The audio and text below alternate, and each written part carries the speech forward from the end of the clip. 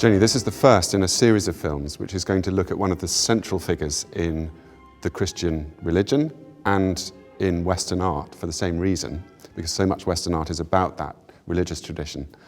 And it's the Virgin Mary, the mother of Jesus Christ. And we're going to explore some of the meanings that she's had for so many people over the centuries. And we're here in Berlin, and we'll be able to tell her story with the help of some wonderful works of art, some of them here in the Gemälde Gallery, which is one of the great collections of paintings in the world, and also at the Bode Museum on the other side of Berlin, where we have one of the greatest sculptural collections in the world. One of the things that's perhaps rather surprising is that the Christian New Testament itself, and above all the four gospel accounts, which are the four accounts of Jesus' life, have relatively little on this figure, despite the fact that she's so important in later Christian tradition. Only two of them include accounts of Jesus' birth, and of course Mary's very important in that. But the other two have very few mentions of her at all. So there have grown up legends, apocryphal stories and texts that Christians have written to sort of fill out that story, to fill in the gaps. And those, together with the gospel accounts, have been what have influenced so many artists as they try and imagine the story of her life. Yes, and what we're looking at here is an exquisite altarpiece by a Netherlandish artist called Roger van der Weyden, who's painting it in the 1440s for a very illustrious patron, King Juan II of Castilla. And we know that he bequeaths this to the Charterhouse of Miraflores near Burgos in Spain. So this altarpiece has come to be known as the Miraflores altarpiece. And as you say, these separate scenes that he's represented, so one from the very early life of the Virgin, where she's just given birth to the Christ child, one where she's cradling her dead son in her arms, and the third one where her dead and then resurrected son appears to her. All of these scenes refer to events in the Gospels, but are actually drawn from apocryphal sources. And the key apocryphal sources for so many artists that fill in these events in the Virgin's life date back some as early as the 2nd century, one called the Proto-Evangelium of James. There's a 7th century work called the Proto-Gospel of Matthew. And conveniently, a lot of these apocryphal sources were gathered together in the 13th century in something called the Golden Legend. So many artists after that period rely on the Golden Legend for all of these accounts of the Virgin's life. That third scene in particular is very surprising because the resurrection appearances of Jesus never involve Mary in the biblical accounts. And yet, I think as often, these legendary stories can still carry enormous religious meaning. And that one in particular reminds us of the huge importance and intimacy of the relationship between the two. And we're going to see that a great deal through these films. And it has a lot to do with the extraordinary fact that she's a virgin mother. She does marry. She marries Joseph, who we see sort of nodding off here in the first panel. But the fact that she's a virgin mother is both an enormously important fact in the Christian tradition, but also a very puzzling one. Why does she need to be a virgin? And of course, there are lots of potential answers to that.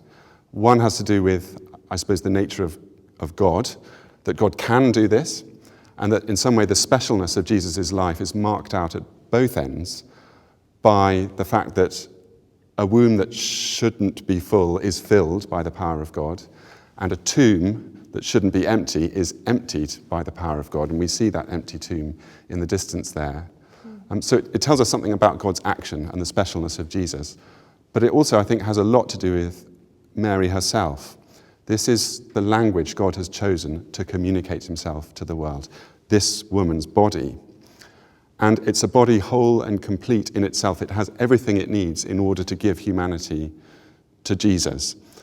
Just as in the original Garden of Eden stories in the Old Testament or the Hebrew Bible, the story begins with one figure, maybe these days controversially a man, Adam, from whom everything else follows.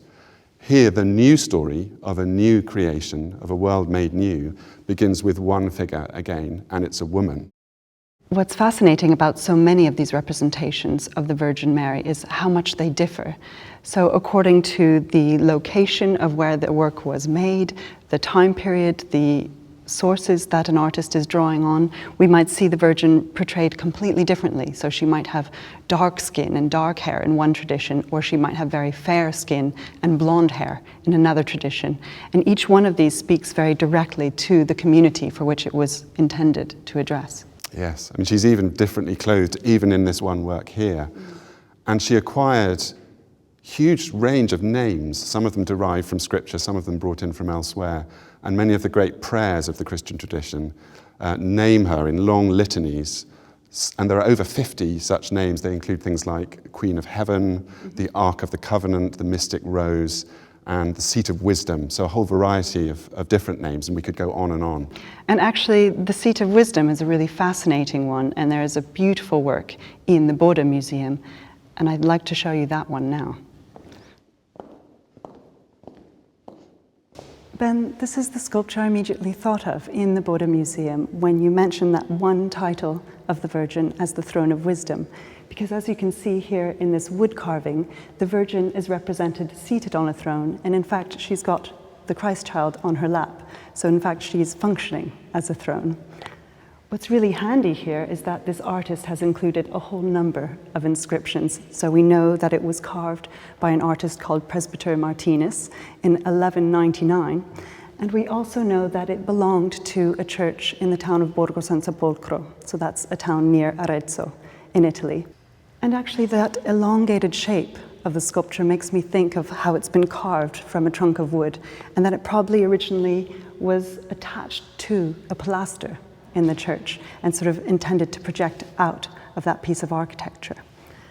In addition to the inscription of the date and the artist's name, it specifically refers to this type of iconography as the Virgin as the Sedes Sapientiae, so that's the Latin name for Throne of Wisdom. That's fascinating, because the throne itself is an echo, it seems to me, of the throne that one of the great ancient Israelite kings, King Solomon, sat upon. He was the king who built the first temple in Jerusalem, and he was famed for his wisdom. And his throne is described in the Bible as being decorated with lions, and they seem to be echoed here in these two little lions at the base. So if we already have this visual association with a biblical throne on which a very wise king once sat, we then have a new layer added to it here, because the Virgin is on a throne, as Solomon would have been, but she also is supporting the Christ child, who in Christian tradition is sometimes himself named as wisdom, wisdom personified, the wisdom of God. And the full sentence in that inscription at the top is, I think, in the lap of the mother shines out the wisdom of the Father meaning God the Father, the Father in heaven. So this divine wisdom radiating outwards, presented by the Virgin, radiating outwards through the Son, who almost accentuates this forward movement by his sort of flung out arm. Blessing gesture. Yeah. In many ways, the outward-facing nature of this work and the way it engages the beholder and the way the Christ child really reaches out to bless us, the beholder standing in front of the sculpture, is quite distinct from the Miraflores altarpiece that we just looked at in the Gemäldegalerie, where the artist is really focusing on the relationship between the Virgin Mary and her son Jesus. This sculpture makes me think of how the artist wants to engage the beholder in front of the artwork. And in fact, that's what we're going to be doing in this whole series, aren't we? We're going to look at how artists used representations of the Virgin Mary to engage their audiences.